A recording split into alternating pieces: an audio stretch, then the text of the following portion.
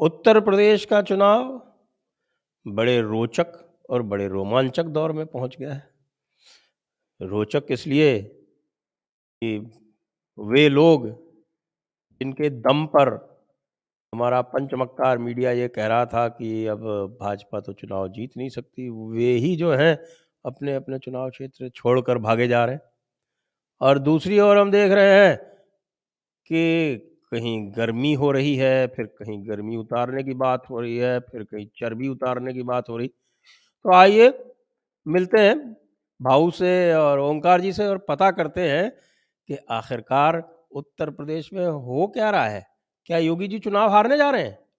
Subscribe कीजिए और subscribe करके हमें सपोर्ट करने के लिए, फॉलो करने के लिए डिस्क्रिप्शन में जाकर कृपया कृतार्थ करें।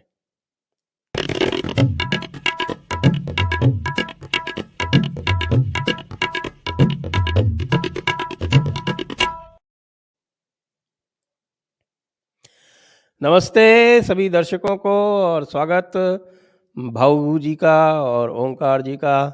भाऊ के पास चलते हैं सीधे-सीधे। क्या योगी चुनाव हारने जा रहे हैं?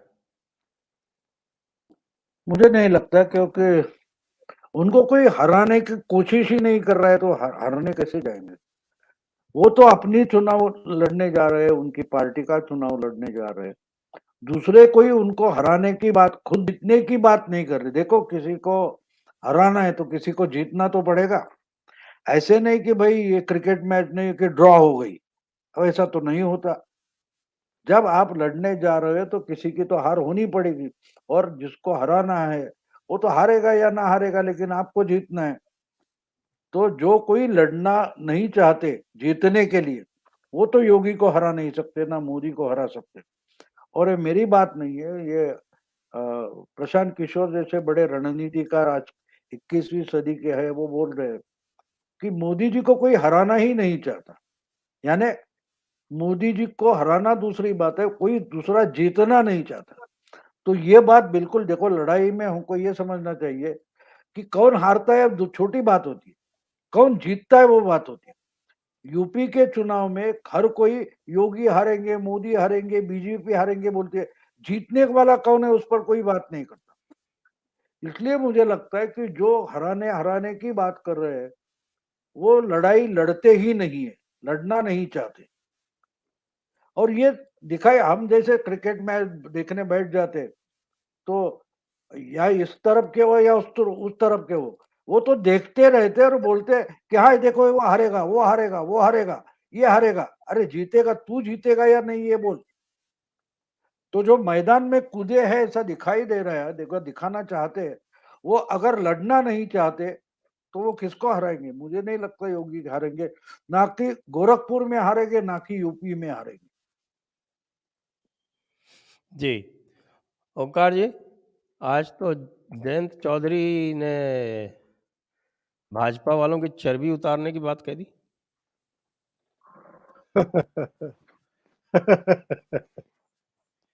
उनके कई दिलचस्प बयान आ रहे हैं आजकल। कभी कहते हैं मुझे हेमा मालिनी नहीं बनना है, तो अभी अनुराग ठाकुर का जवाब मैं सुन रहा था उनको। उन्होंने कहा कि भाई हेमा मालिनी ने तो एक लंबा संघर्ष किया है और अपनी जगह बनाई है एक एक्टर के तौर पर, एक नृत्यांगना के तौर पर, और लगातार राजनीति में सक्रिय रह करके वो पहले राज्यसभा की सदस्य रही, अब लोकसभा की सदस्य 2 बार से हैं। तो उन्होंने तो अपनी जगह बनाई है। आप केवल हेमा मालिनी का अपमान नहीं कर रहे हैं, बल्कि ऐसी तमाम महिलाओं का भी अपमान कर रहे हैं जो देश में महिला सशक्तिकरण की प्रतीक मानी जाती हैं। ऐसी महिलाओं ने जिन्होंने अपने संघर्ष के बल पर पहचान बनाई हो, स्थान बनाया हो, उनका आप अपमान कर रहे हैं। जयंत चौधरी के बयान में लगातार फॉलो कर रहा हूं। एक्चुअल में क्या है कि जो ये नई वंशवादी पीढ़ी आई है, इनकी ठीक तरीके से ट्रेनिंग हुई नहीं है राजनीति की। जो बेसिक्स होते हैं, जो संस्कार होते हैं, किस तरह अगर कोई आपसे बड़ी उम्र के पॉलिटिशियन या पार्टी के नेता कोई टिप्पणी कर देते हैं तो उनको किस तरीके से हँस करके, व्यंग करके टाल दिया जाता है या दाएँ-बाएँ करके निकल निकल लिया जाता है, वो कला अभी इन लोगों को आई नहीं है। और अगर जो घटनाएँ हमारी आँखों के सामने घटती रहती हैं, उनको हम थोड़ा-सा बारीकी से देखें, तो सीख भी सकते हैं। ऐसा नहीं है कि आपको कोई क्लास जॉइन करनी पड़ती है इसके लिए और वहाँ जाकर के बैठना पड़ता है।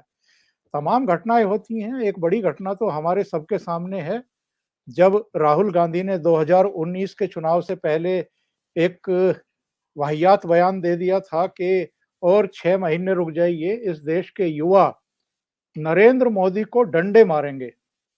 तो लोकसभा के भीतर नरेंद्र मोदी ने खड़े होकर के ये कहा था और बड़े मजाहिया मूड में कहा था, बहुत मतलब हल्के-फुल्के मूड में उन्होंने बहुत ताकतवर जवाब दिया था। उन्होंने कहा था कि मैंने कांग्रेस के एक नेता का घोषणा पत्र सुना है और उन्होंने ये कहा है कि और थोड़े दिन बाद नरेंद्र मोदी को डंडे मारेंगे। तो उन्होंने कहा कि ये अच्छा हुआ कि इन्होंने पहले से ही मुझे बता दिया। तो अब मैं जो प्राणायाम करता हूँ, योग करता हूँ, जो सूर्य प्रणाम करता हूँ, उनकी संख्या थोड़ी और बढ़ा दूँगा, ताकि जब ये डंडों का प्रहार करें, तो मेरा शरीर और मेरा मन उसके लिए तैयार रहे। यानी उन्होंने जवाब भी दे दिया और सुनने वालों को मतलब ठहाके मारने का मौका मिला और उनकी जो बुद्धिमत्ता या बुद्धिहीनता थी, उसका एक तरीके से मज़ाक सदन के भीतर भी और सदन के बाहर भी उड़ गया। तो ठीक है, योगी आदित्यनाथ अगर किन्हीं कारणों से कुछ बयान दे रहे हैं आजकल और वो बहुत सोचे-समझे बयान हैं संजय जी। जी। ऐसा नहीं है कि वो हवा में ये बयान दे रहे हैं। आज भी उनका एक बयान आया, पहले उन्होंने संस्कृत में एक श्लोक बोला और उसके बाद चूँकि खड़ी बोली क्षेत्र में थे, तो वहाँ के लोगों को समझाया। उन्होंने कहा कि जैसे ही अधिसूचना जारी हुई, चुनाव की घोषणा हुई, तो कुछ लोग बिलों से बाहर आ गए। उन्होंने सोचा कि अब तो सारा काम चुनाव आयोग को करना है, शासन प्रशासन चुनाव आयोग के अधीन है, सरकार कुछ करेगी नहीं, तो उन्होंने कुछ-कुछ बयान देने शुरू किए। अब वो सीधे तौर पर तो कह नहीं सकते हैं क्योंकि वो फिर अ, आचार संहिता का उल्लंघन हो जाएगा, लेकिन कहना वो यही चाहते हैं जो हम तो कह सकते हैं कि हिंदुओं के खिलाफ जिस तरीके से कुछ मुस्लिम चेहरों ने इधर राग अलापना शुरू किया है, धमकियाँ देनी शुरू की है, कोई जाटों को धमकी दे रहा है, कोई हिंदू गर्दी की बात कर रहा है, कोई कुछ कह रहा है, कोई कुछ कह रहा है, तो उस पर उन्होंने कहा कि 10 मार्च के बाद इनकी गर्मी शांत हो जाएगी। और मैं जानता हूँ कि ये मई-जून की गर्मी को शिमला में कैसे तब्दील किया जाता है। तो मुझे ऐसा लगता है कि जो जयंत हैं और जो अखिलेश हैं, वो योगी आदित्यनाथ जो रणनीति के तौर पर ये बयान दे रहे हैं, उसको समझकर भी नासमझ होने की एक्टिंग कर रहे हैं।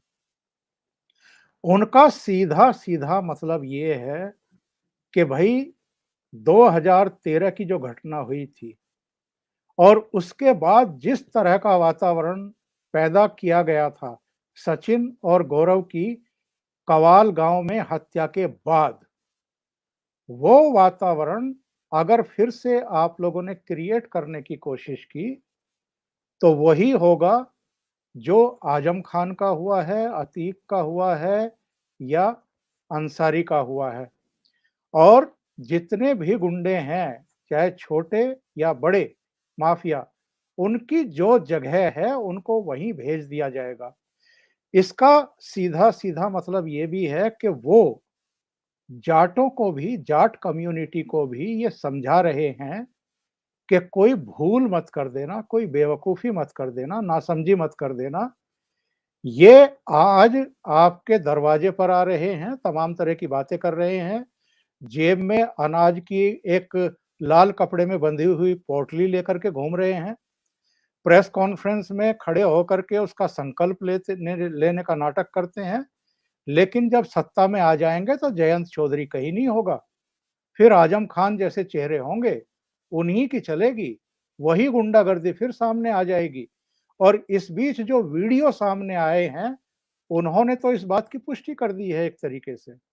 तो जी। योगी आदित्यनाथ हों, अमित शाह हों, ये लोगों को याद दिला रहे हैं कि ये जो ऊपरी तौर पर भाईचारे की बात की जा रही है, हकीकत में भाईचारा क्या है, वो आपको, अगर आपने गलती कर दी तो 10 मार्च के बाद पता लग जाएगा।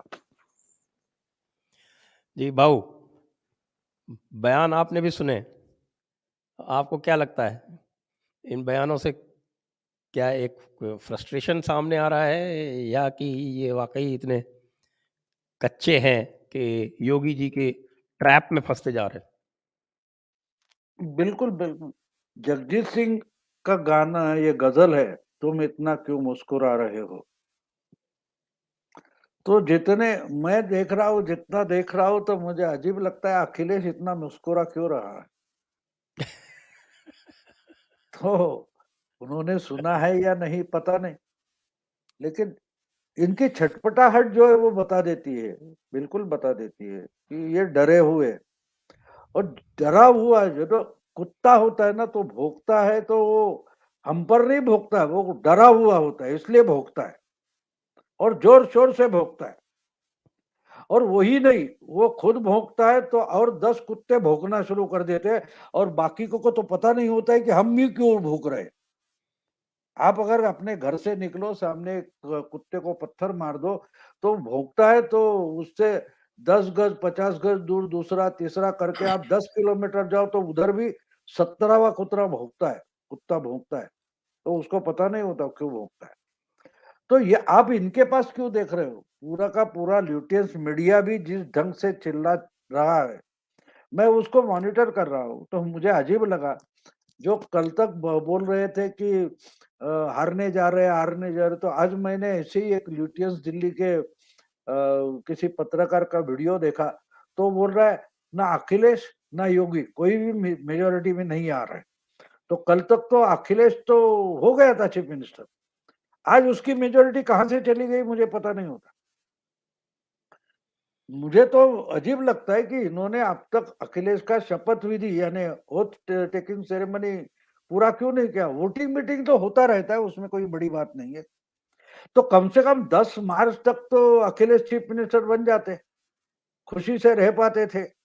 जो ऑर्डर देना है वो ऑर्डर देते, सुनने वाला कोई हो या ना हो। जो इंसान आजमगढ़ से भागकर मैनपुरी आता है और वहां भी जो सेफ कॉन्स्टिट्यूंसी ढूंढते हैं, वहां से कांग्रेस का कैंडिडेट हटाया जाता है। इससे समझ में आता है गर्मी किसकी है, किसकी पतली हो रही गर्मी, ये सब पता चलता है। अब जयंत चौधरी के बारे में मैं क्या बोलूं? मैं तो अभी आज यानी कुछ 1-2 साल में इनका नाम सुना है, इसके पहले अजीत सिंह का नाम सुना था। तो चौधरी चरण सिंह जो थे वो नेता थे, बड़े नेता थे, लेकिन जो बोलते हैं ना, जो पावरफुल नेता होता है उसके जब वेरिएंट निकल कर आते हैं तो दूसरा वेरिएंट भी थोड़ा ताकतवर होता है, डेल्टा वगैरह, लेकिन ओमाइक्रोन फैलता ज्यादा है, लेकिन किसी को मारता नहीं है। ओमाइक्रोन अभी तीसरा वेरिएंट है ना, उसका डर हमें बताया जा रहा था 2 महीने पहले, जाओ तो Omicron Omicron oh my God oh my God. मुझे पता नहीं चलता है ओ माय गॉड बोल रहे या ओमाइक्रोन बोल रहे, लेकिन आप बोलते हैं ओमाइक्रोन से कोई मरता नहीं। तो जयंत चौधरी तीसरा वेरिएंट है ना मेरा ख्याल में। तो वो तो बोलते रहेंगे, जितना ओमाइक्रोन का बवाल हुआ था उतना ही जयंत चौधरी का हो रहा था। ये तीसरा वेरिएंट है, तो 10 तारीख को पता चलेगा उसका एक्चुअली कितना फैलाव हो गया और कितने लोगों को संक्रमण हुआ और कितने बाधित हुए। तो टेस्ट में तो जितना टेस्ट कर रहे हैं ओमाइक्रोन का, तो वो टोटली निगेटिव आ रहा है। तो जयंत चौधरी का जो मसला है वो मैं ओमाइक्रोन से कंपैरिजन करके देखता हूँ, तो इसका कोई असर नहीं होगा। शायद दादा ने या पिता ने जो कुछ कमाया है वो भी गवा कर बैठ जाएगा। यानी कोरोना का जो डर था वो ओमाइक्रोन ने खत्म किया। ये ताजा हिस्ट्री है, आप समझो 2 साल की हिस्ट्री है। कोरोना, कोरोना, कोरोना बोल रहे थे, तो ओमाइक्रॉन का भी बहुत बड़ा बवाल हो गया और आज हम देखते हैं कि ओमाइक्रॉन से कोई डरता भी नहीं। मास्क भी लगाना छोड़ दिया लोगों ने, इतना ओमाइक्रॉन का प्रभाव है। तो आप जयंत चौधरी समझ सकते हो कहाँ तक पहुंचेंगे। हाँ जी। ओंकार जी, अब तो काफ़ी सारे टिकट भी बँट गए हैं, बड़ा रुचिकर मामला चल रहा है। देखने में आया कि पहला राउंड जिसको परसेप्शन का कहते हैं, परसेप्शन बिल्डिंग का, वो गया समाजवादी पार्टी के नाम। उन्होंने आपके दारा सिंह चौहान, स्वामी प्रसाद मौर्य, इन सबको उधर करा। दूसरे राउंड में बीजेपी ने अपर्णा यादव को समाजवादी पार्टी से निकाल लिया और छोटी-मोटी अदला-बदली इधर-उधर चलती ही रही।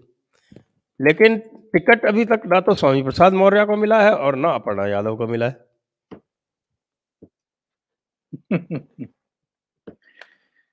और लिस्ट स्वामी बहुत प्रसाद लंबी। मौर्य के बेटे का तो ऊँचाहार से टिकट कट ही गया, वो तो मनोज पांडे को ऑलरेडी अनाउंस हो गया। हाँ, नहीं वो भी स्वामी प्रसाद मौर्य का भी आज ही खबर आई है कि वो पडरौना से भाग रहे हैं। कोई फाजलपुर शायद जगह है, वहां पर वो चुनाव लड़ने की तैयारी कर रहे हैं। तो आप देखिए ना, ये असुरक्षा का भाव क्यों? मतलब हार का डर क्यों, अगर हम सीधे सीधे कहें तो। और ये वही स्वामी प्रसाद मौर्य है ना, जो जब समाजवादी पार्टी ज्वाइन कर रहे थे तो बहुत लंबे लंबे इंटरव्यू दे रहे थे टेलीविजन चैनलों पर। एक्चुअल में तो क्या है, एक ट्रेंड सा बन गया है पिछले कुछ सालों में कि जो भी भारतीय जनता पार्टी छोड़ करके किसी भी पार्टी में जाए और वो योगी या मोदी के बारे में कुछ भी अनाप शनाप बोले, तो उसको हीरो की तरह पेश किया जाता है मीडिया के एक हिस्से में। तो वही जो है, इनके साथ भी हुआ। स्वामी प्रसाद मौर्य के बारे में भी क्या-क्या नहीं कहा इन्होंने। इन्होंने बहन जी को भी नहीं बख्शा, जबकि 5 साल पहले बहन जी को छोड़ आए थे। कहा कि मैं अगर बहन जी को छोड़ कर के आया तो देखिए बहन जी कहाँ हैं आज।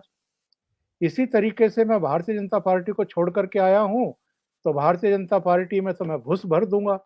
मतलब ये शब्दों का इस्तेमाल करना और अब अपने लिए सुरक्षित सीट ढूँढना। और बिल्कुल सही बात कही भाऊ तोरसेकर जी ने। भई अगर आप आजमगढ़ से मेंबर ऑफ पार्लियामेंट हैं, तो आप मैनपुरी क्यों आ गए? करहल सीट पे क्यों आ गए? आजमगढ़ की ही किसी विधानसभा सीट से लड़ लिए होते। लेकिन असुरक्षा का भाव हर स्तर पर है। अगर असुरक्षा का भाव ना होता, तो जयंत चौधरी अपनी बहुत सारी सीटों पर समाजवादी पार्टी के आयातित चेहरों पर आरएलडी के सिंबल पर कैंडिडेट नहीं बना रहे होते। वो अपनी पार्टी के जो वर्कर हैं, जो बरसों से लगे हुए हैं, चौधरी साहब के समय के भी, अजीत सिंह के समय के भी बहुत सारे इनके पास वर्कर हैं, जो जिला अध्यक्ष भी रहे हैं, मंडल अध्यक्ष भी रहे हैं और प्रदेश स्तर पर भी काम कर चुके हैं। उनको टिकट आपने क्यों नहीं दिया? समाजवादी पार्टी के लोगों को टिकट क्यों दे दिया? और बार-बार इनको एक्चुअल में इस क्षेत्र में इसलिए जॉइंट प्रेस कॉन्फ्रेंस करनी पड़ रही है, इनको अच्छे तरीके से पता है कि ऊपर के लेवल पर तो ये गठबंधन हो गया है, लेकिन वो ज़मीन पर नहीं उतर पा रहा है, अभी तक नहीं उतर पा रहा है। अलग-अलग विधानसभा क्षेत्रों में आप जाएँ तो आपको समझ में आ जाता है कि कितना भीतरघात है। जहाँ-जहाँ, जिन-जिन चेहरों को टिकट नहीं मिले हैं और जो उम्मीद से थे कि टिकट मिल जाएगा, वो क्यों सहयोग करेंगे समाजवादी पार्टी के कैंडिडेट का, जो आरएलडी के सिंबल पर लड़ रहा है। अगर उसने सहयोग कर दिया, वो जीत गया, तो 5 साल बाद भी फिर उसका कोई मौका नहीं है टिकट मिलने का, क्योंकि फिर तो सीट ये समाजवादी पार्टी को चली जाएगी। तो ये लोग लगातार मतलब आत्मघात कर रहे हैं खुद ही। जयंत चौधरी जैसे इनके पिताजी ने किया।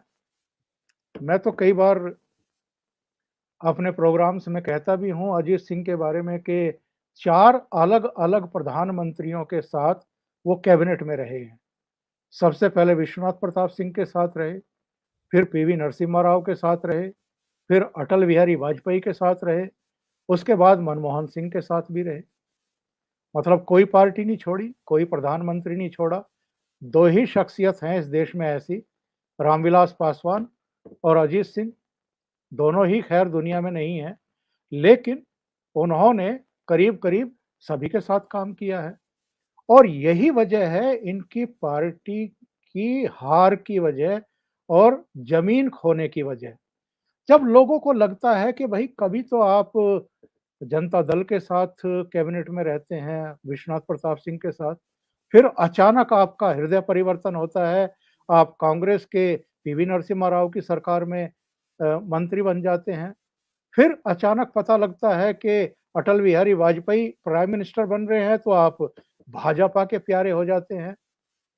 फिर भाजपा आपको बुरी लगने लगती है, फिर आप डॉक्टर मनमोहन सिंह की सरकार में मंत्री बन जाते हैं। तो ये जो चारित्रिक बदलाव है, राजनीतिक चारित्रिक बदलाव है, ये अल्टीमेटली जो आपकी क्रेडिबिलिटी है, उसको खत्म कर देती है।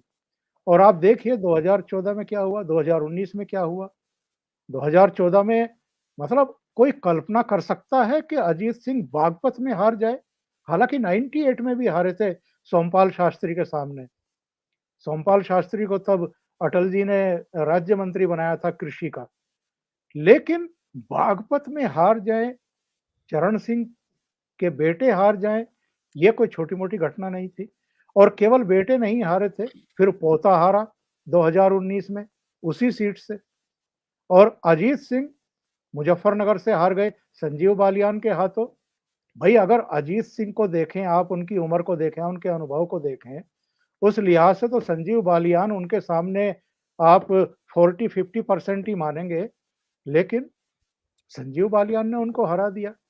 तो ये घटनाएँ बताती हैं कि असुरक्षा का भाव हर स्तर पर है।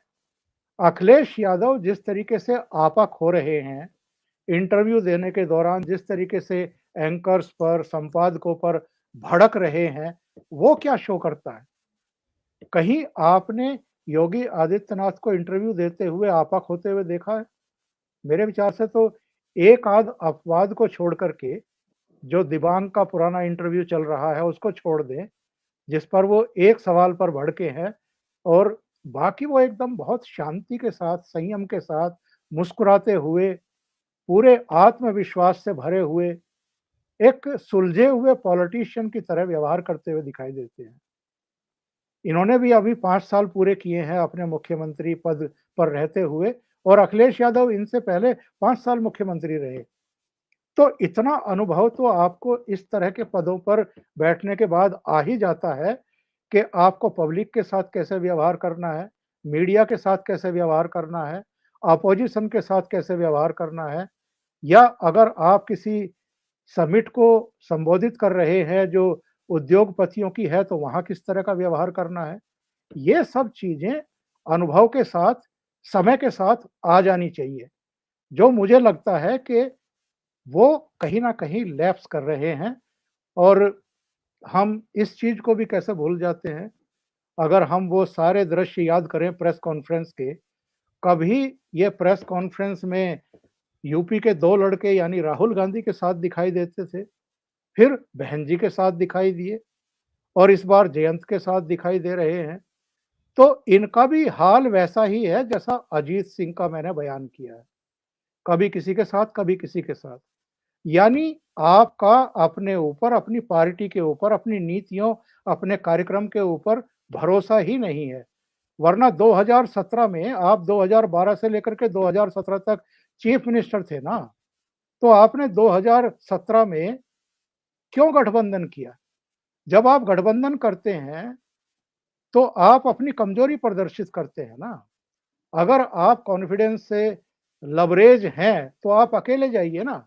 अगर आपने 5 साल काम किए हैं पब्लिक में, उत्तर प्रदेश में सब वर्गों के लिए काम किए हैं, तो छाती चौड़ी करके आप पब्लिक के बीच में जाइए। गठबंधन करने की नौबत क्यों आ रही है? फिर 2019 में एक और गठबंधन और अब 2022 में छोटे-छोटे तमाम दलों के साथ गठबंधन। तो इससे पता लग जाता है कि आप अपना कॉन्फिडेंस खो चुके हैं और जो कुछ आप कह रहे हैं, उसकी कोई विश्वसनीयता बची नहीं। जी, भाव से वही सवाल कि अपर्णा यादव को भी सीट नहीं मिली और स्वामी प्रसाद मौर्य को यद्यपि कह रहे हैं कि फजील नगर जाएँगे, जहाँ से पिछली बार बीजेपी 40,000 से ज़्यादा से जीती थी और पडरौना जहाँ ये 40,000 से ज़्यादा से जीते थे उसको छोड़ के ऐसी जगह पे जाएँगे जहाँ बीजेपी 40,000 से ज़्यादा से जीती थी। तो आप इसको कैसे देखते हैं? क्योंकि अपर्णा यादव को भी जो सीट चाहिए थी वो उनको नहीं मिली, करहल से भी उनको भी नहीं खड़ा किया गया। वहाँ से एक जुझारू नेता एसपी सिंह बघेल को खड़ा किया गया। तो इसको आप किस तरह से देखते हैं? नहीं, एक बात तो होती है, देखो, जब क्रिकेट की टीम होती है तो उसमें जो कैप्टन होता है वो तय करता है, और कैप्टन जितना सुलझा हुआ होता है उसको मालूम होता है कि ये अच्छा बैट्समैन है, लेकिन इसको कहाँ प्लेस करे, तीसरे नंबर पर लाए या पांचवें नंबर पर, वो सिचुएशन पर निर्भर होता है।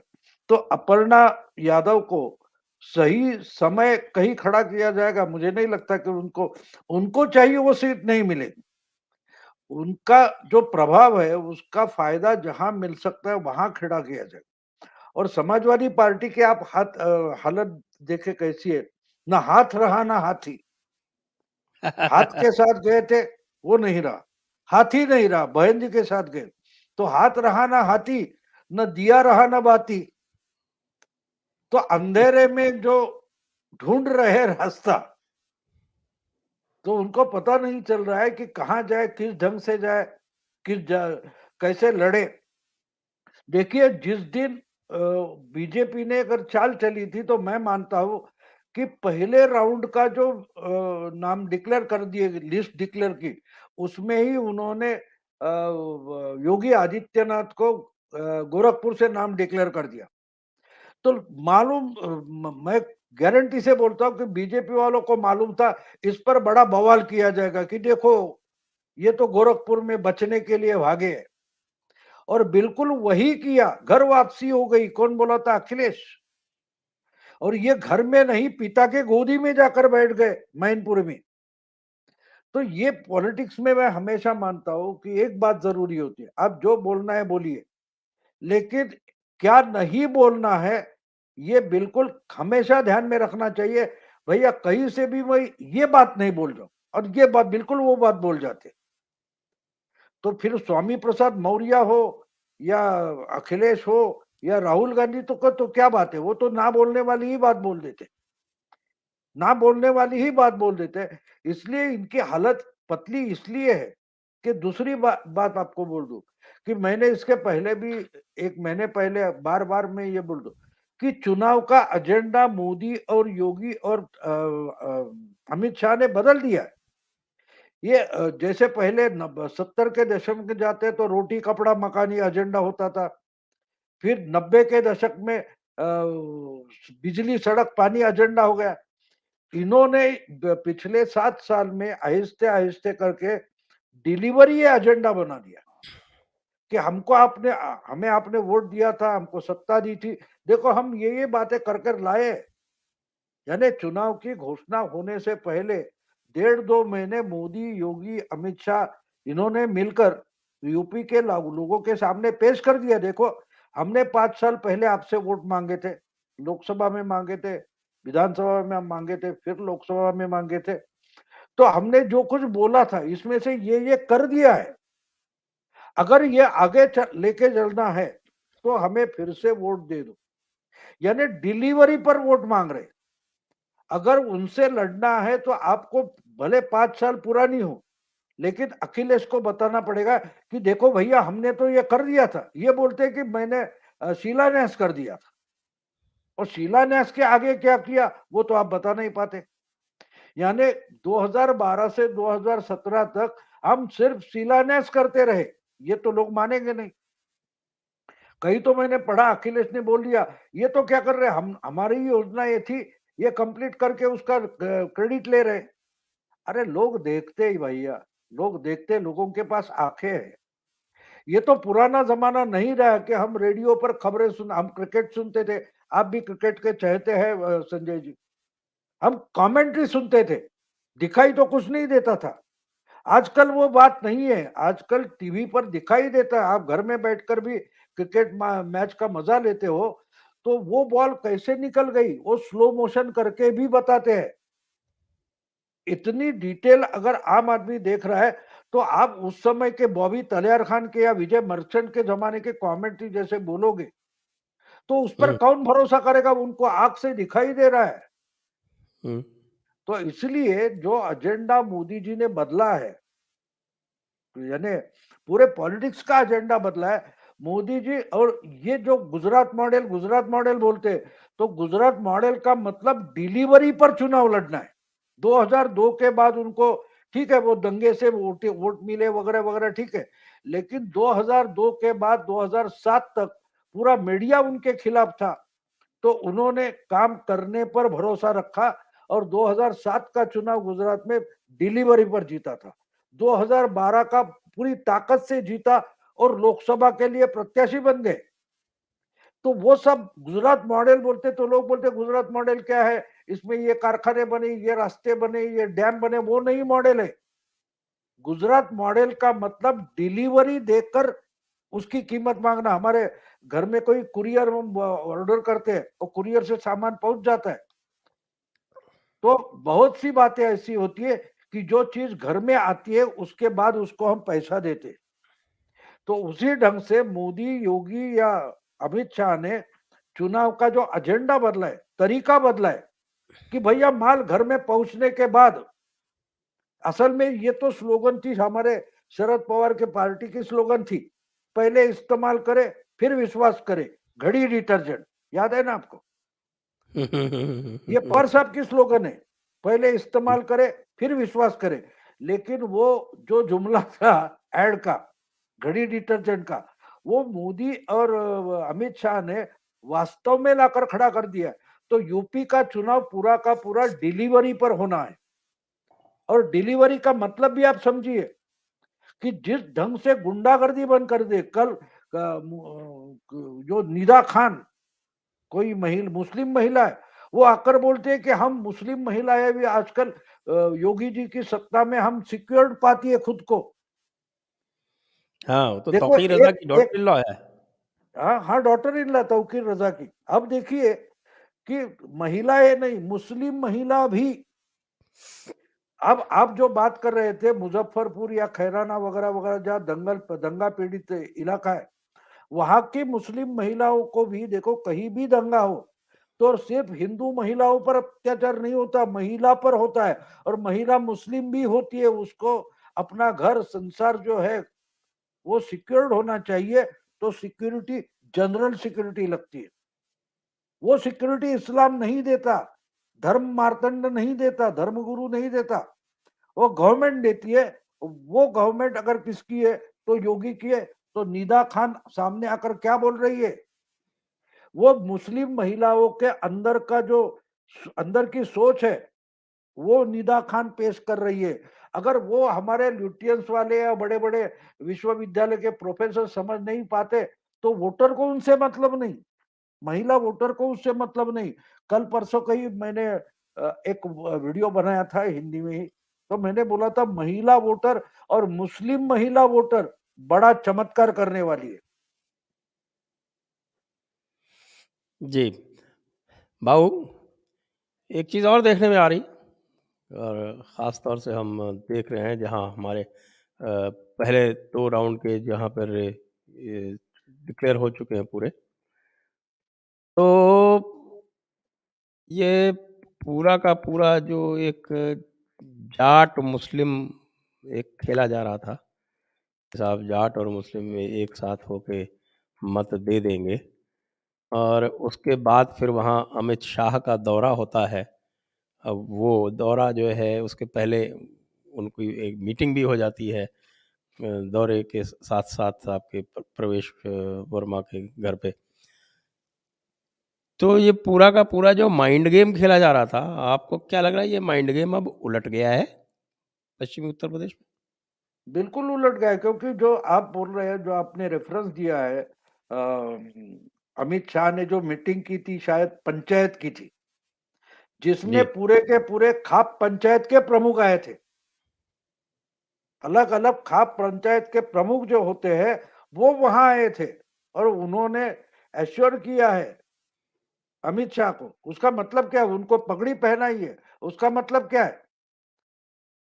ये देखो क्या होता है कि हमारे यहाँ सेमिनार भरते हैं, इनको सेमिनार जो करते हैं वो गलत है ऐसा मैं नहीं मानता, लेकिन वो एकेडमिक्स होते हैं, उनको मालूम नहीं इंसान कैसा होता है। उसको 2 आंखें होती है, नाक होता है, बाल होते हैं, कान होते हैं, वो शर्ट पतलून पहनता है या धोती पहनता है, ये इनको मालूम नहीं। उनको सिर्फ डेटा मालूम होता है और वो ये डेटा पर काम करते हैं। लेकिन वोटिंग जो होता है वो इंसान करता है, डेटा वोटिंग नहीं करता। कहीं एक आपका एक ऐसा ल्यूटियंस वालों का पोर्टल सत्य हिंदी, उस पर मैं सत्य उर्मिलेश हिंदी नाम के हमारे आशुतोष जी का है। हाँ, आशुतोष का है। तो उस पर उर्मिलेश करके एक सेक्युलर पत्रकार है, उनकी बात मैं सुन रहा था। तो उन्होंने आशुतोष को ही पूछ लिया कि भाई आपने ये इतने परसेंट जाट है, इतने परसेंट मुस्लिम है, इतने परसेंट ओबीसी है या कोई कुर्मी है या कोई ठाकुर है, कहां से लाया? तो बोले कहां से नहीं, ये तो सब जगह है। वो बोला 1931 से यानी 1931 से लेकर आज तक जातिगत गणना ही नहीं हुई है, तो ये आंकड़े कहां से आए? ये झूठे आंकड़े तो मीडिया परोसता रहता है, आप भी परोसते हो। यानी आशुतोष के चैनल पर आकर, यूट्यूब चैनल पर आकर वही सेक्युलर पत्रकार, एक ल्यूटियन पत्रकार है, सेक्युलर पत्रकार है, वही बोल रहा है तुम झूठ परोस रहे हो। तो आप जो बोल रहे हो ना कि मुस्लिम जाट इकट्ठा हो गए, वो झूठ है, वो झूठ है। तो वो कोई राहत इंदौरी की शायरी है ना कि झूठों ने झूठों से कहा कि सच बोलो, झूठों ने झूठों से कहा कि सच बोलो, बंद दरवाजे के पीछे झूठ की मंडी लगी है, दरवाजे पे लिखा है कि सच बोलो। तो ये सब माहौल बनाया जाता है इंटेलेक्चुअल, उस पर ही तो राहत इंदूरी ने लिखा है कि झूठे झूठों से बता रहे हैं कि भैया सच बोलो। यानी ये बोल रहे हैं कि जितना हो सके अधिकाधिक झूठ बोलते रहो, शायद शायद उसका फायदा हो जाए। लेकिन वो जमाना जो जा चुका है, क्योंकि आजकल इंटरनेट है, गूगल है, उस पर सर्च मारो तो बहुत सारी चीजें सामने निकल कर आती है। उसके लिए किसी रेफरेंस लाइब्रेरी में वगैरह जाने की जरूरत नहीं बची है। आपके छोटे से हाथ में जो स्मार्टफोन होता है उस पर भी आप गूगल करके वो इंफॉर्मेशन निकाल सकते हो। तो लेकिन ये लोग तो क्या होता है, झूठ जो बोलता है ना, उसको लगता है कि ठीक है भैया 100 नहीं तो कम से कम 2 लोग तो भरोसा करेंगे, तो वैसा कर रहे हैं, करने दो, कोई बात नहीं। लेकिन अब एक अहम अहम बात आपको बोल दूं, मुझे अजीब एक बात लगती है। मैंने कुछ 6 साल 5 साल पहले एक आर्टिकल लिखा था और उस पर एक वीडियो भी बनाया था कि ये 2 गुजराती है, अमित शाह या नरेंद्र मोदी है, गुजराती है। ये आके महाराष्ट्र में हमारे शरद पवार को, शिवसेना को हरा देते हैं। ये जाते हैं यूपी में मायावती और अखिलेश को हरा देते हैं। ये जाके उधर नीतीश को हरा देते हैं। ये क्या मसला है? तो कम से कम वो समझ लो कि हम यूपी के हैं, हम बिहार के हैं, हम महाराष्ट्र के हैं या हम मध्य प्रदेश के हैं, तो हमसे इन गुजरातियों पर लोग क्यों भरोसा कर रहे हैं? तो उसका जवाब डिलीवरी है, डिलीवरी है कि हमको डिलीवरी अगर ब्रिटिश दे रहे तो हम ब्रिटिशों की सत्ता मान गए थे, क्योंकि हमारे जो राजा नवाब सुल्तान थे ये एक दूसरे की बेटियां बहना भगाकर शादियां करने में ही लड़ाई करते थे, इस देश के लिए नहीं लड़ते थे। समझ गए ब्रिटिश क्यों आ गए हमारे यहाँ? क्योंकि लोगों को सिक्योरिटी चाहिए थी।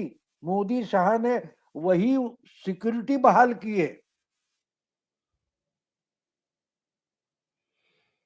जी ओंकार जी, आप तो मेरठ से हैं और मेरठ से जो मेरठ सिटी के जो बड़ा रोचक मुकाबला होने वाला है, तो वहाँ पर एक नया शब्द आविष्कार हुआ है और हिंदू वो गर्दी। शब्द है हिंदूगर्दी।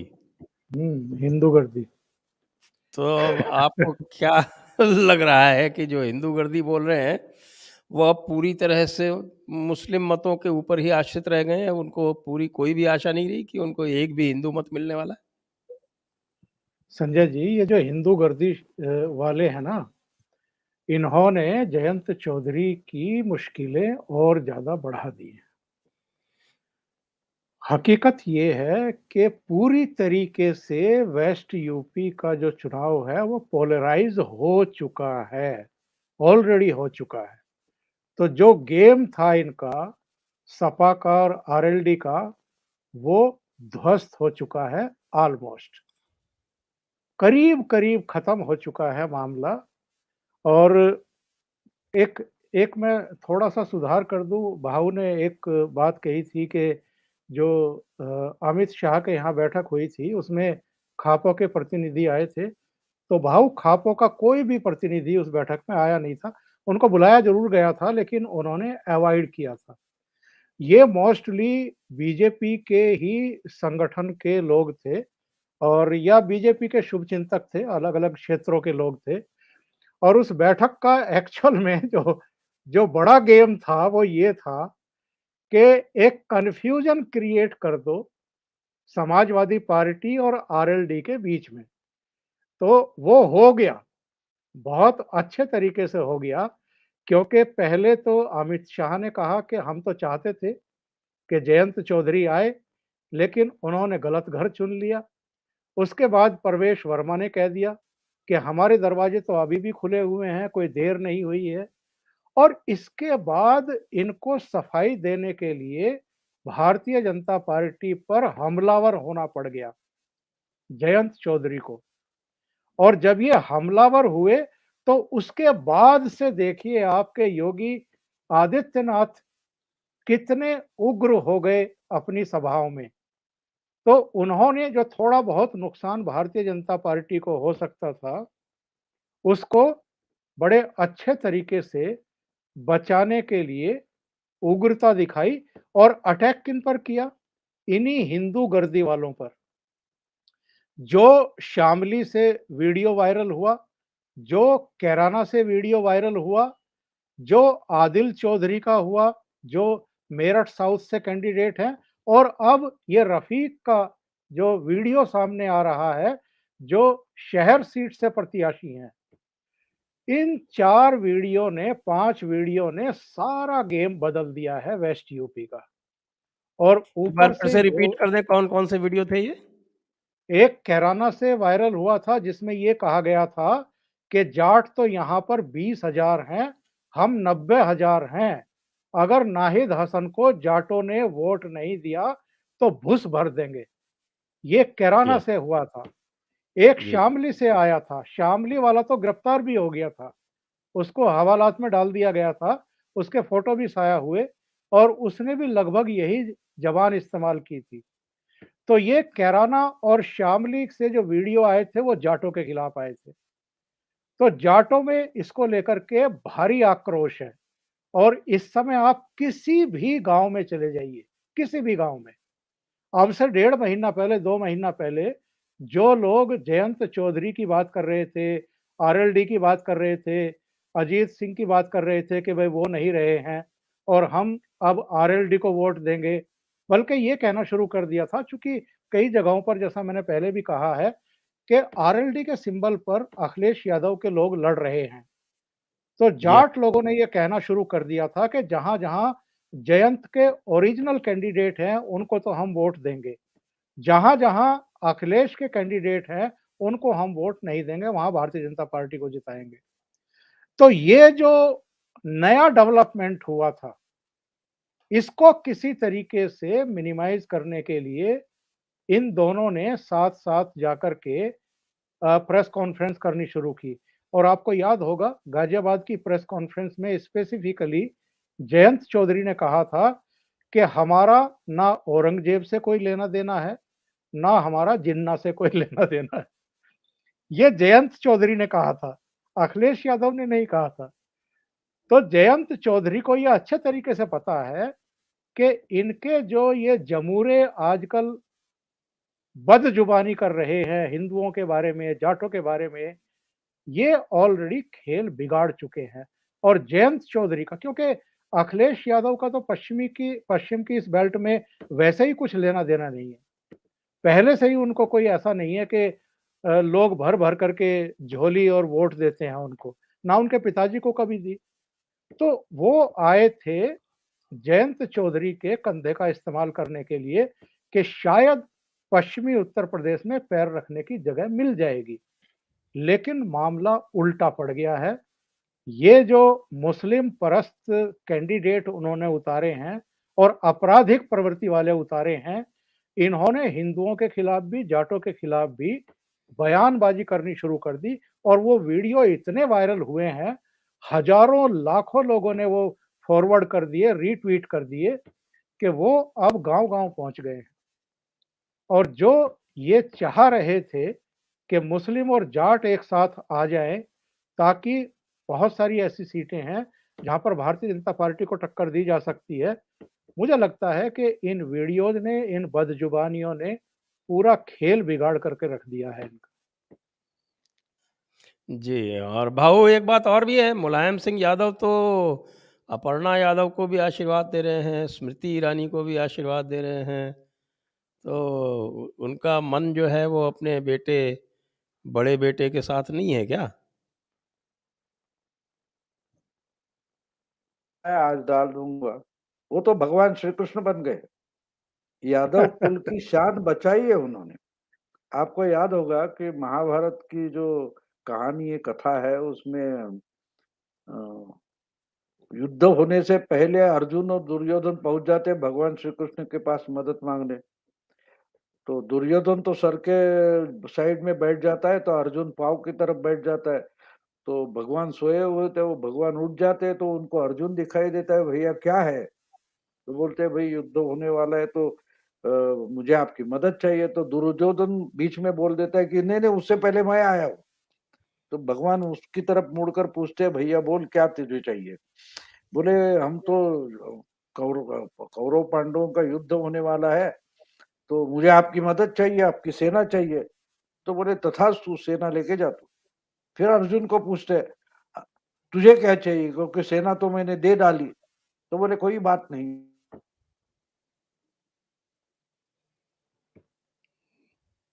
भाऊ का कनेक्शन कट गया दिखता कुछ है। कुछ लाइट की प्रॉब्लम हो सकती है। जी जी। जी हाँ, जी हाँ। तो वो जो बता रहे थे उसमें ये है कि भगवान अर्जुन को कहते हैं कि भई तुझे क्या चाहिए? उसने कहा मैं तो स्वयं आपको चाहता हूँ, मुझे और कुछ नहीं चाहिए, केवल आपका आपका साथ चाहिए। सही है। और जिस तरफ कृष्ण का साथ होता है, उसी तरफ विजय होती है, क्योंकि भगवद गीता में स्वयं लिखा हुआ है, यत्र क्या है, यत्र योगेश्वरः कृष्णो यत्र पार्थो धनुर्धरः तत्र श्रीर्विजयो भूतिर्ध्रुवा नीतिर्मतिर्मम। कहीं भी सेना जाए, कहीं भी कुछ जाए, जहाँ योगेश्वर कृष्ण स्वयं हो गए वहीं, और जहाँ अर्जुन है उनका उनकी बात मान के और एक्शन करने वाला जो अर्जुन होगा, वहीं पर सब कुछ होगा। और बिल्कुल। बाकी तो उसके अतिरिक्त कोई विजय विजय किसी को मिल नहीं सकती। तो वही भाऊ जो है उसी की ओर इशारा कर रहे हैं कि भाई मुलायम सिंह तो श्री कृष्ण बन गए हैं कि उन्होंने अपनी पार्टी तो दे दी अखिलेश को, लेकिन खुद जो है वो आशीर्वाद बाकी सबको देते घूम रहे हैं। तो ऐसी स्थिति जो है उसमें फिर क्या होगा बेचारे अखिलेश। तो वैसे तो देखा जाए कि अखिलेश ने जो किया है मुलायम सिंह के साथ में, वैसा तो भगवान न करे कि कोई पुत्र जो है किसी पिता के साथ करे। आप क्या सोचते हैं? नहीं नहीं, बिल्कुल सही बात है। भाऊ आ गए, भाऊ आगे माफ कीजिए, मुझे लाइट चली गई थी बीच में। अच्छा, जी। तो मैं जो कहानी बता रहा था, तो उसमें भगवान श्री कृष्ण होते हैं, वो अर्जुन बोलता है तो आप ही मेरे साथ चले आओ। तो बोलते हैं ठीक है तथास्तु। और कौरव पांडव का जो युद्ध होता है, उसमें तो भगवान श्री कृष्ण यादव कुल के जो प्रमुख है, वो तो पांडवों के साथ होते हैं। तो 2019 के चुनाव में इन्होंने मोदी जी को आशीर्वाद दिया था, आखिरी लोकसभा का जो सेशन था, कि भैया आप ही फिर वापस आओ, हमारे बस की बात नहीं है, मोदी जी आप ही चुनकर आइए, सत्ता चलाइए। फिर कल परसों इन्होंने अपर्णा यादव को आशीर्वाद दे दिया और कल तो स्मृति ईरानी को स्मृति ईरानी को भी आशीष आशीष दे दिया। तो इसको भगवान श्री कृष्ण बोलते कि बेटे को वहां भेज दिया, खुद यहाँ पहुंच गए। तो इसलिए मैं बोलता हूँ यादव कुल की शान उन्होंने रखी है मुलायम सिंह, कि उनको समझ में आ गया है कि बेटा युग चलाने वाला नहीं है, नहीं चलाने वाला। तो ठीक है भैया, जो अपर्णा यादव हो या ये। और दूसरी बात है कि वैसे तो मुलायम सिंह 20-25 साल से संसद में है और स्मृति ईरानी भी कम से कम 12-15 साल से है। कल ही उनको पाँव छूने की क्या जरूरत थी? महाभारत सज गया है। कल ही, यानी आप समझ लो कि ये नहीं, आपको स्मृति ईरानी की पूरी स्टोरी समझनी चाहिए कि ये जो पहली बार 14 में अमेठी लड़ने गई थी तो मोदी जी ने बताया कि मेरी छोटी बहन है। तो कल मुझे पता चला ये असलियत में छोटी बहन है। आपको याद होगा 10 जगह से कैमरे लगे थे, तब मोदी जी ने उस मौलवी की टोपी वापस कर दी थी, मुझे ये टोपी नहीं चाहिए। उनको मालूम था 10 जगह कैमरे लगे हैं और ये कैमरे में शूट होगा, वो वायरल हो जाएगा और उससे मेरी वोट बैंक बन जाएगी हिंदुओं की। तो कल जब संसद में इतने जगह से कैमरे लगे हुए हैं, उसी वक्त अगर स्मृति ईरानी जानबूझकर मुलायम सिंह के पांव छूती है तो उनको मालूम था कि मुलायम सिंह को तो आशीर्वाद देना ही पड़ेगा और कैमरे में पकड़ा जाएगा। तो ये असल में नरेंद्र मोदी की छोटी बहन मुझे लगी कि दूसरों के कैमरे का और दूसरे का दिमाग का इस्तेमाल कैसे करना अपने लिए, ये सबसे अच्छी तरीके से अगर कोई जानता है तो उसका नाम नरेंद्र मोदी है। और कल उसी ढंग से अगर स्मृति ईरानी ने अपना आचरण किया है तो ये असलियत में उनकी छोटी बहन है पॉलिटिक्स में। जी, भाऊ आपका क्या आकलन है? आकलन किस बात का? मैं तो नहीं, मानता भाऊ हूँ कि सॉरी, आराम से मैं 300। ओंकार जी से पूछ रहा था, हाँ, ओंकार जी से। देखिए, मैं एक और बात कह रहा हूँ। एक्चुअल में क्या है कि ये लोग अभी पॉलिटिक्स के बिल्कुल बालक हैं। इनकी उम्र ज़रूर 50 के लपेटे में है, पर राजनीति का एक्चुअल में क ख ग नहीं जानते हैं। जो बात भाऊ ने कही थी ना शुरू में कि नरेंद्र मोदी क्या पॉलिटिक्स कर रहे हैं और चुनाव के समय भी वो किस तरीके से मैसेज देते हैं, मैसेज देना जानते हैं। कल बजट पेश हुआ है ना, सबकी जी, नज़रें टिकी हुई थी कि 5 राज्यों में चुनाव है, तो इस बजट में कुछ ऐसा होगा कि जो चुनाव की जो ज़रूरतें हैं भारतीय जनता पार्टी की, शायद उनको एड्रेस करेगा। एक घोषणा किसी भी इलेक्शन में जाने वाले स्टेट के लिए अतिरिक्त नहीं हुई है। जो सामान्य घोषणाएँ हैं, वही हैं। नंबर 2, उन्होंने जो 2014 से दिशा पकड़ी थी, उसी दिशा पर सधे हुए कदमों के साथ में और गंभीरता के साथ में आगे बढ़ते जा रहे हैं। कोई विचलन नहीं है, कोई किसी तरह का लालच नहीं है, मतलब शॉर्ट टर्म लालच नहीं है कि अभी 5 राज्यों के चुनाव हैं, तो इन 5 राज्यों के बारे में कुछ घोषणा कर दो और शायद लाभ मिल जाएगा, बिल्कुल नहीं। और मैसेज क्या है? अब आप देखो, लोगों ने कहा कि साहब हमारे पास घर नहीं है, उन्होंने घर बनवा दिए, शहरों में भी और गाँवों में भी। लोगों ने कहा कि साहब खाने को नहीं है, लॉकडाउन पीरियड में फ्री राशन भिजवाना शुरू कर दिया और उत्तर प्रदेश में तो डबल मिला, केंद्र सरकार की तरफ से भी और योगी सरकार की तरफ से भी। फिर लोगों ने कहा कि साहब शौचालय की दिक्कत है, घरों में शौचालय बनवा दिए। स्कूल, कॉलेजेस में 2-2 तरह के शौचालय बनवा दिए, लड़कियों के अलग, लड़कों के अलग। फिर सिलेंडर की व्यवस्था करा दी।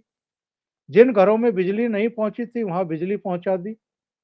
आप रोड्स का देख लो, जो बुनियादी ढांचा आप जिसको कहते हैं, इंफ्रास्ट्रक्चर जो है, वो चाहे रोड्स का है, मेडिकल का है, एजुकेशन का है, एक्सप्रेसवे बन रहे हैं, हवाई अड्डे बन रहे हैं। उत्तर प्रदेश की ही बात करें तो नया जो है फिल्म सिटी बन रहा है। किसानों को 6,000 रुपए हर साल दे रहे हैं और जो मतलब हिंदू जनता है, जो भगवान राम के मंदिर की पता नहीं कब से इंतजार कर रही थी, उनके लिए राम मंदिर भी बन रहा है। काशी में अभी बाबा विश्वनाथ के नाम पर जो कॉरिडोर बना है वो बहुत ही भव्य और दिव्य है। इसके अलावा आप देखें तो इस बीच 370 भी हट गई है, जिसके बारे में कोई सोचता भी नहीं था। 35 ए हट गई है, रास्ते खुल गए हैं लोगों के कि वहां जाकर के वो जमीन भी खरीद सकते हैं, रह भी सकते हैं। कानून व्यवस्था के मोर्चे पर आप देख लीजिए, पहले क्या आलम था 2012 और 2017 के बीच में और अब क्या स्थिति है, ये बताने की जरूरत नहीं है। गुंडे बदमाशों के खिलाफ जो कुछ किया है वो हम जानते हैं अच्छे तरीके से। मुख्तार अंसारी कहाँ है, आजम खान कहाँ है, अतीक कहाँ है। तो ये सारी चीजें जो है ना, ये है डिलीवरी, और इसी डिलीवरी के बल पर जो एक वातावरण बना हुआ है भारतीय जनता पार्टी के पक्ष में, मैं ये नहीं कह रहा कि वो केवल उत्तर प्रदेश तक सीमित है, अलग अलग राज्यों में एक मैसेज चला गया है कि ये सरकार जो है ये डिलीवरी में विश्वास रखती है और डिलीवरी तब की जा सकती है जब आप कोई प्रोडक्ट जो है तैयार करें और क्वालिटी वाइज भी वो बेटर हो, तब उसकी डिलीवरी होती है। वो हो रहा है। तो ये जो घबराहट है ना, ये जो लुटियन मीडिया में भी, इनके विरोधी दलों के नेताओं में भी। अच्छा, एक और बात बताइए साहब, ये शरद पवार क्यों नहीं आ रहे हैं प्रचार करने के लिए अखिलेश यादव के लिए? ममता बनर्जी क्यों नहीं आ रही हैं? या दूसरे नेता क्यों नहीं आ रहे हैं? जो 2018 मई में बेंगलुरु में कुमार स्वामी के शपथ ग्रहण समारोह में ऊपर हाथ करके खड़े होकर के फोटो खिंचवा रहे थे, वो सारे चेहरे कहाँ हैं? वो अब क्या सेकुलरिज्म खत्म हो गया क्या? या मतलब वो केवल फोटो खिंचवाने तक सीमित रहता है? अब अगर अखिलेश यादव को जरूरत है भारतीय जनता पार्टी के खिलाफ, तो फिर क्यों नहीं आ रहे हैं वो मदद करने के लिए? क्योंकि उनको खुली आंखों दिखाई दे रहा है कि उत्तर प्रदेश का चुनाव परिणाम भारतीय जनता पार्टी के ही पक्ष में जा रहा है। इसलिए जो है वो लोग आकर के भी अपना नाम नहीं डुबोना चाहते कि भाई गए भी और कुछ नहीं हुआ। तो ये स्थितियां इस समय उत्तर प्रदेश में साफ-साफ और सबको दिखाई देनी शुरू हो गई। जी। आइए अब चलते हैं प्रश्नों पर। उससे पहले सभी से अनुरोध है कि कृपया इस वीडियो को लाइक करें, शेयर करें और डिस्क्रिप्शन में जाकर हमें सपोर्ट करें, फॉलो करें। केयूर भावसर, 10 तारीख के बाद लाल टोपी वाले बंदरों की तशरीफें भी लाल होने वाली हैं। मैदान तैयार है, खेला होना बाकी है।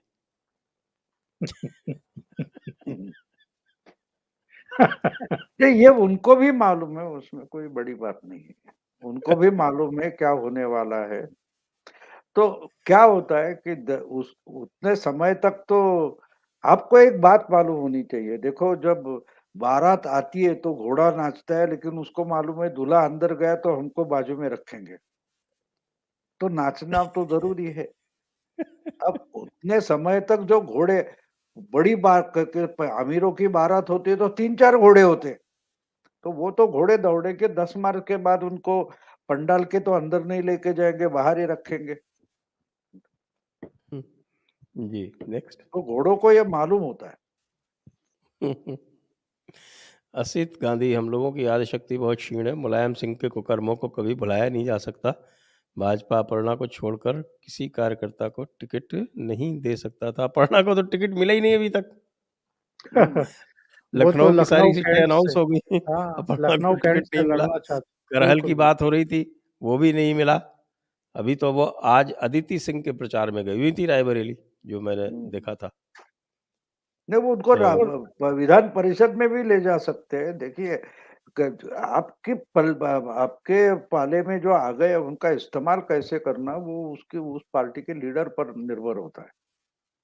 और ये भी देखना पड़ता है कि ये सर के ऊपर नहीं चले जाए। अपर्णा जो है वो इनके सर पर चढ़कर भी ना बैठे ना, ये भी देखना पड़ता है।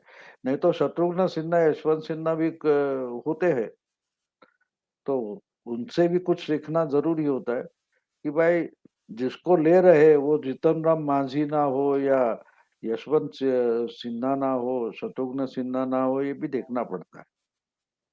जी, रेखा गहलोत जी कह रही हैं, भाऊ you are the bestest best forever. बाप रे! मैं उनको इतना ही कहूंगा कि मैं आम आदमी हूँ, कोई राजनीति क्या बोलते हैं उसको, एनालिस्ट वगैरह नहीं हूँ। मैं आम आदमी जैसे सोचता हूँ और इसलिए जो बोलता हूँ उसी ढंग में बोलता हूँ। जी, next Ashish Rao, who will be the next CM of Punjab? ये तो भाई बहुत तगड़ा सवाल आपने पूछ लिया। ये तो किसी को नहीं ये पता, राहुल गांधी को ही नहीं ये पता कि उनकी पार्टी जीतेगी तो कौन बनेगा, और आम आदमी पार्टी को भी नहीं पता, भगवंत मान को आगे कर बड़े कर रखा हो। तो इसलिए भाई, बिल्कुल। और वैसे भी ये शो जो है यूपी के ऊपर है, तो रहने दीजिए इसको। नहीं, इसमें ये सिद्धू नहीं होगा इतना मैं बता सकता हूँ। कौन होगा पता नहीं, लेकिन सिद्धू तो नहीं होगा। असित गांधी, भाऊजी किसी भी वस्तु विषय को समझाने के लिए आप इतने उत्कृष्ट उदाहरण कहाँ से लाते हैं? इसलिए मैंने बोला ना, मैं कॉमन मैन हूँ। कॉमन मैन आराम से सोच सकता है, दुनिया समझ सकता है। आइंस्टाइन बोलता है कि जो बुद्धिजीवी होते हैं उनको उल्लू बनाना बिल्कुल आसान होता है। जो रास्ते के सामान्य अनाड़ी होते हैं उनको उल्लू बनाना बिल्कुल आसान नहीं होता। तो मैं अनाड़ी हूँ, इस तरीके से अगर सोचो तो रास्ते पर का कॉमन मैन होता है वैसे ही सोचता हूँ। और इसलिए तो मैं बोलता हूँ कि देखो, देश की हालत देश के सबसे बड़े अर्थशास्त्री ने बिगाड़ी थी। एक कॉमन मैन आ गया जिसको अर्थशास्त्र का कुछ समझता नहीं, जिसका नाम नरेंद्र मोदी है, उसने उसको समझ लिया। जी, रॉबर्ट कूल जी कह रहे हैं, सचिव वैद गुरु तीन जो प्रिय बोल ही भय आस, राज धर्म तन तीन कर हो ही बेग ही नाश। ये माल्यवान ने रावण से कहा था, रामचरितमानस का दोहा है ये। हम्म। कांग्रेस की उत्तराखंड में मुस्लिम विश्वविद्यालय की घोषणा सत्ता में आती है तो युवराज के बुद्धिमान मंत्री वाह वाह वाह। वो ठीक है। नहीं, अब तो सब निर्भर है प्रियंका पर। अगर यूपी में, और एक बार तो ये तुरुप का पत्ता आखिरी है उनका। उसके बाद क्योंकि बाकी अब नेक्स्ट जनरेशन है, उनका नाम गांधी नहीं वाड्रा है। इनको मनेका या वरुण को फिर लाना पड़ेगा, भाई तुम कांग्रेस संभालो, तुम गांधी हो। क्योंकि नेक्स्ट जनरेशन में कोई गांधी नहीं है, जो है वो वाड्रा है। इसलिए नहीं, रेहान का नाम उन्होंने गांधी रख दिया है। अब नहीं, वैसे तो कोई भी मेरा भी नाम बोले भाऊ गांधी करके मुझे बुला सकते हैं, वो बात अलग है। उससे लोग नहीं भरोसा करेंगे। लोगों को असली गांधी या असली नेहरू चाहिए, जो कोई उनको मानते हैं उनकी बात कर रहा हूँ। बाकी तो वो अभी पुराने नोट हो गए। 2008 नवंबर 2016 के बाद जैसे वो नोट गायब हो गए वैसे ही जा रहे। कुछ लोगों को अभी भी लगता है नहीं वो नोट चलेंगे, कोई नोट को वोट चलेगा, ऐसा लगता है, वो बात अलग है। तुषार पाटिल, महाराष्ट्र का विषय है। आज अनिल देशमुख ने बयान दिया है ईडी के जवाब में कि अनिल परब उनको ट्रांसफर की लिस्ट भेजते थे। भाऊ जी का क्या ओपिनियन है? नहीं, मैंने तो उस पर कल ही वीडियो डाल दिया। एक्चुअली उन्होंने देखा होगा कि जो उद्धव के सलाहकार है, जो पहले चीफ सेक्रेटरी थे कुंटे, उनका कल ही मैं ओमकार जी से भी बात करते हुए बोल दिया था। उनका जो स्टेटमेंट है उसमें एक वाक्य बहुत इंपॉर्टेंट है कि वो लिस्ट भेजते नहीं थे, उनके पीए आकर लिस्ट पढ़कर बताते थे। ये पढ़कर बताना जो है वो सबसे डेंजरस सेंटेंस है। उस पर मैंने मराठी में वीडियो डाल दिया था, एक सेंटेंस घात करेगा। ये मैंने आज सुबह ही डाल दिया था। कल कल कल डाला था कि ये एक सेंटेंस धक्का देने वाला है। इसका कारण ये है कि एक तरीके से कुंटे ये बता रहे हैं कि आपको लिखित स्वरूप में कोई सबूत नहीं मिलेगा। जो कुछ है वो संभाषण में है, वर्चुअल वर्बल है, और वर्बल एविडेंस आपको चाहिए तो रश्मि शुक्ला ने वो पेन ड्राइव में रिकॉर्ड करके रखा है। जी, नेक्स्ट। असित गांधी, डिलीवरी अभी भी बहुत कुछ हो सकती थी अगर शाह, योगी, मोदी रूपी सोनिया के मनमोहन न बने होते। ये तो कुछ समझ में आने वाली बात नहीं है मेरे ऊपर से चली गई, तो इसलिए मेरे भी समझ अगला में सवाल ले लेते हैं। डॉक्टर अंकित शौकीन, पूरा विपक्ष जानता है कि किसान आंदोलन और जलती लाशें जैसे मुद्दे चला के भी योगी जी के जड़ें नहीं हिला पाए, तो 10 मार्च को योगी जी सीएम बनने के साथ साथ 2024 के कैंडिडेट भी बन रहे हैं। वाह। नहीं, मुझे नहीं लगता योगी जी को भी इतनी जल्दी है या बीजेपी को जल्दी है। हाँ, वो एक्सपीरियंस ले रहे हैं, क्योंकि एक फर्क हम देख सकते हैं योगी और मोदी में। मोदी के पास जितना संयम का भंडार भरा पड़ा है उतना योगी के पास है नहीं, और एडमिनिस्ट्रेशन में उनका अनुभव सिर्फ 5 साल का है, और 5-6 साल उनको जाने चाहिए। और जिस ढंग से कम बातें करते हैं मोदी जी, बहुत सारा बोलते हैं लेकिन बातें कम करते हैं, वो योगी जी को सीखना पड़ेगा। तो हम लोगों को जल्दबाजी है उतनी इतिहास को नहीं होती। जो इतिहास बनाने वाले व्यक्ति होती है वो उतना ज्यादा समय भी लेती है, ये ध्यान हमको। देखो मोदी जी की ताकत कहाँ है। मोदी जी 15 साल प्रचारक रहे, उसके बाद 15 साल उन्होंने पार्टी में ऑर्गेनाइजेशन का काम किया, और 15 साल उन्होंने एडमिनिस्ट्रेशन का काम किया। उसके बाद वो प्राइम मिनिस्टर तक पहुंचे। 45 साल है। अलग अलग देश का हर प्रचारक करके वो देश का कोना कोना घूमे हैं। वो जब बोलते हैं कि अरे मेरा तमिलनाडु से नाता है, तो वो मजाक नहीं होती। उनको तमिलनाडु का एक एक तहसील, एक एक गांव तक मालूम होता है कि वो 15 साल प्रचारक रहे संघ के। तो ये बात जरूरी थी। हम जैसे देखते हैं ना, तो एक दिन में युवराज आता है, निकल जाता है, लेकिन धोनी या विराट टिके रहते। ये फर्क हमें समझना जरूरी है। जितनी जल्दबाजी है हमको, तो उतनी जल्दबाजी में कोई बड़ा नहीं होता। जी, नेक्स्ट। उमेश मिश्रा जी, आपको धन्यवाद। मनीष जी कह रहे हैं, सर आजकल योगी जी ट्वीट बड़े दमदार कर रहे हैं, यही एक शौर्यवान लीडर की पहचान है। पहले बात, फिर मुलाकात, फिर जरूरत पड़े तो लात। ओंकार जी। अभी एक और मैं कमेंट पढ़ रहा था, वो कह रहे थे कि योगी को मोदी मत बनाओ। अभी बराबर में किसी का एक अभी ट्वीट गया है। ऐसे बहुत सारे लोग हैं, और पहले भी आप ही के प्रोग्राम में हमने ये कहा था कि ठीक है, योगी जी बहुत दमदार लीडर है, नो डाउट, बहुत अच्छा काम कर रहे हैं कानून व्यवस्था के मोर्चे पर भी। अभी भी उत्तर प्रदेश में उनके लिए काम करने के लिए बहुत कुछ है। अभी उत्तर प्रदेश को अगर वो पुराना गौरव लौटा पाए, तो ये बहुत बड़ी सेवा होगी उनकी देश की, केवल उत्तर प्रदेश की नहीं। क्योंकि इतना बड़ा स्टेट है, इतनी बड़ी आबादी है कि वहाँ पर अगर वो उत्तर प्रदेश को ठीक तरीके से संभाल करके और अग्रिम राज्यों की श्रेणी में लाने में कामयाब होते हैं, तो उसके बाद तो उनको कोई प्राइम मिनिस्टर बनने से रोक ही नहीं पाएगा। भाई, मोदी जी ने क्या किया था गुजरात में? गुजरात हालांकि पहले से ही साधन संपन्न और वैभवशाली स्टेट रहा है, लेकिन मोदी जी ने जो काम किया है उसको नई ऊंचाइयां देने का किया है, पूंजी निवेश लाने का किया है, नए नए उद्योग धंधे स्थापित करने का किया है। और माफ कीजिएगा, बहुत सारे लोग 2002 की बात करते हैं। 2002 के बाद जब तक नरेंद्र मोदी वहां चीफ मिनिस्टर रहे, दोबारा कहीं कोई दंगा हुआ नहीं। तो वो एक बहुत बड़ा कंट्रीब्यूशन था, और वही काम योगी जी कर रहे हैं इस समय उत्तर प्रदेश में।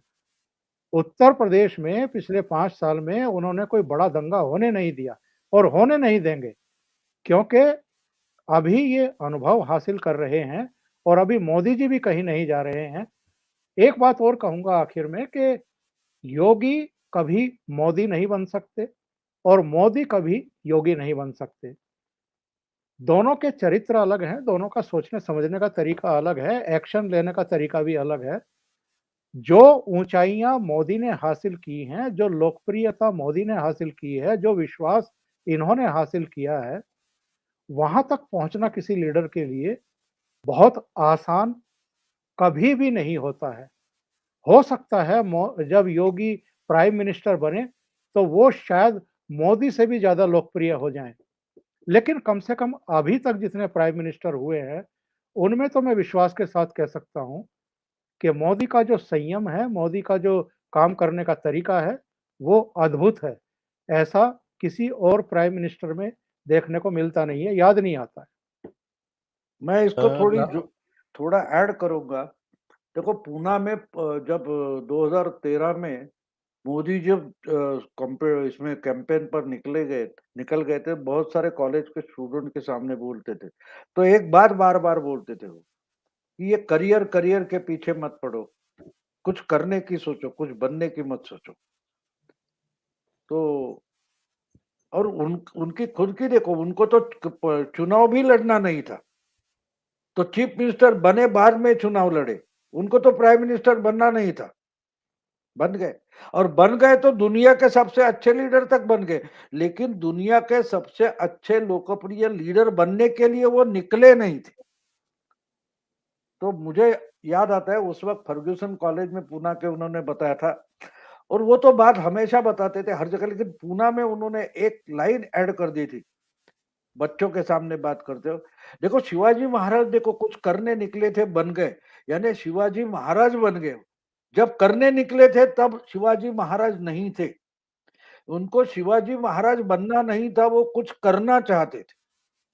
तो हम योगी देखे या मोदी जी देखे, वो कुछ बनने नहीं निकले हैं, वो देश के लिए कुछ करने निकले। तो हम क्यों उनको प्राइम मिनिस्टर बनाने की सोचते हैं, इनको कुछ और बनाने की सोचते हैं, ये मत सोचो। उनसे अगर हमें सीखना है तो हम कुछ करने की सोचे, यही मोदी या योगी के लिए हमारा सबसे बड़ा कंट्रीब्यूशन होगा। जी, next. Kalyan Ram Gandhi, today our CM KCR has given the hint of BJP's victory in UP by abusing Modi ji and BJP in filthiest language. Now the battle lines are drawn in Telangana. It's BJP versus TRS while Congress getting totally marginalized. हाँ, ये तेलंगाना में तो हो गया है, BJP number 2 पे तो है निश्चित रूप से, ये तो बिल्कुल पक्की बात है। नहीं, इन्होंने तो सबसे पहले ममता को आगे लाने की कोशिश की थी। वो आपको याद होगा, जब 2017 में बीजेपी जीत गई यूपी में और 300 से ज्यादा सीटें मिली, तो ये सबसे पहले जाकर ममता से मिले थे। Non BJP non Congress all India front बनाएंगे, ये आइडिया इनकी थी, केसीआर की थी। लेकिन जब ममता ने उनको रिस्पांस नहीं दिया तो वो चुपके से वापस आ गए। इन्होंने 6 महीने पहले विधानसभा बर्खास्त की और 6 महीने चुनाव पहले जीत गए, और गलती इनको करने ये करेंगे ऐसा लगता था, वो गलती चंद्रबाबू नायडू ने कर दी थी। और बाद में चंद्रबाबू नायडू तो आप देख रहे हो कि आजकल कोई कैमरा भी उनके पास जाता नहीं। शरद यादव, चंद्रबाबू नायडू, यशवंत सिन्हा, इनकी इतनी बुरी हालत हो गई, थोड़े दिन में संजय राउत का भी वही होने वाला है। संजय राउत तो आपके फेवरेट है वैसे भी। सिद्धार्थ सिद्धार्थ तगल पल्लेवार, बहु आपके विचार से इनमें से सबसे ज्यादा कॉमेडी व्यक्ति कौन है? राहुल गांधी, संजय राउत, नवाब मलिक, नाना पटोले, जयंत पाटिल और प्रियंका गांधी? और उद्धव ठाकरे हमेशा औरों को धमकियां क्यों देते? नहीं, धमकियां, देखो धमकियां देने वाला डरा हुआ होता है, और मेरे पास जो जानकारी आज है मैं अभी ओपन नहीं कर सकता, उस पर सोच रहा हूँ, उसकी इंफॉर्मेशन और कलेक्ट कर रहा हूँ कि महाराष्ट्र में बड़ा कुछ होने जा रहा है, ऐसा मैंने सुना है, अभी नहीं बोलूंगा। तो डरा हुआ हो ज्यादा धमकी देता है। रही बात क्या बोलते कॉमेडी कॉमेडी की, तो राहुल गांधी को कोई बीट नहीं कर सकता। बाकी के सब कोशिश कर रहे हैं, बाकी के सब कोशिश कर रहे हैं। वो नवाब मलिक को, महमूद वो महमूद हैं, राहुल गांधी महमूद हैं। हाँ, महमूद देखो महमूद भी इंटेलिजेंट था। आपको याद होगा तो मुझे वो बॉम्बे गोवा फिल्म आई थी, तो बहुत इंटेलिजेंट था। देखो बॉम्बे गोवा फिल्म उन्होंने प्रोड्यूस की थी और उस वक्त राजेश खन्ना ये इतना पॉपुलर था, पहला सुपरस्टार माना जाता है। तो महमूद कंडक्टर बना था और उनका भाई जो था वो ज्यादा कुछ एक्टिंग नहीं कर पाता था, तो वो बस का ड्राइवर था। तो उन्होंने नाम बनाया था कि वो उनको राजेश बोलते थे, वो उसको खन्ना बोलते थे। इसलिए महमूद बहुत इंटेलिजेंट था। तो फिर यानी राजेंद्र दोनों नाथ भाइयों के ड्राइवर भाव कंडक्टर। हाँ भाव राजेंद्र नाथ ठीक है फिर। हाँ, राजेंद्र नाथ आप बोल सकते हो। राजेंद्र नाथ यानी मेरे को उनकी दया आती थी। उनको हमेशा यानी फुटबॉल जैसा उड़ाया जाता था, कहीं भी मारा जाता था बेचारे को। यानी हमेशा उसका फिजिकल मजाक किया जाता था। तो मुझे लगता है कि मीडिया ने हमारे संजय राउत को वैसा बना दिया है। मीडिया ने फुटबॉल बना दिया संजय राउत का कि रोज जाकर उसके पीछे पड़ जाते, कुछ तो बोल जाओ, और वो बोलकर फंस जाते हैं बेचारे। Next, A.S. Raghunath. Audit of election ads on YouTube shows Priyanka Gandhi is the most visible face. Her ad is getting pushed by Google on channels meant for non-target groups like channels of nursery rhymes. अब वो तो मैंने Also seen in states like Maharashtra, Tamil Nadu or AP. Is Congress fighting elections or building Priyanka for 2024? Nursery rhymes के हिसाब से तो इसका मतलब ये 18 साल के बाद के ट्राई कर रहे होंगे। नहीं असलियत में कल मेरे हिंदी वीडियो में मैंने डाल दिया। मेरी नातिन को एक बहुत मस्ती करते, एक जगह बैठ जाए तो इसके लिए जो कार्टून पर राइम्स होते हैं, क्या बोलते हैं बच्चों के, होते ना, इकरी डिकरी डॉक वगैरह जो गाने होते हैं बच्चों के, तो उसमें बीच में ये आ जाता है लड़की हूँ लड़ सकती हूँ। मैं हैरान हो गया, मेरी समझ में नहीं है किसको टारगेट किया इसमें। यानी जो बच्चे 2 साल से लेकर 5-6 साल के हैं उनके लिए ये राइम्स है, ये कार्टून्स है, उनमें ये क्यों डाल दिया लड़की हूँ लड़ सकती हूँ। तो पहले मेरे ध्यान नहीं होता था, लेकिन तो मैंने उसका कल के मेरे वीडियो में उल्लेख किया है कि मेरा धक्का कि इनको कोई समझाने वाला है या नहीं है। भास्कर को इसका मतलब ये विज्ञापन है दे कि रहे हैं। 15-20 साल आगे की प्लानिंग है, इन बच्चों को ग्रूम करेंगे, इन बच्चों से वोट लेंगे। बिल्कुल 2034 की है। क्योंकि ये बच्चे वोटर बनेंगे और 15-16 साल के बाद, तो 2034 तो कम से कम आना ही चाहिए। 34 भी नहीं बल्कि 39 हाँ, की बात कर रहे 39 हो सकता है। हैं।